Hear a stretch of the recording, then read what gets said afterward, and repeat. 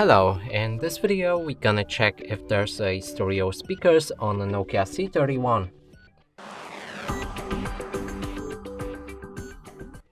And to do this we'll need to locate all of the speakers on this device, and one is on the back right here. Another one we can find right here on the top, which is a phone call speaker, and that's basically it for this phone. And now to determine if that's a stereo speakers, we'll need to play some music. If the sound is coming from both of the sources, that's a stereo speaker.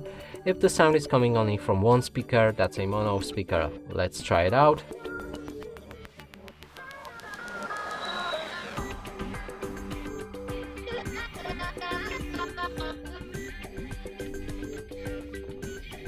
So clearly sound is coming only from the speaker right here.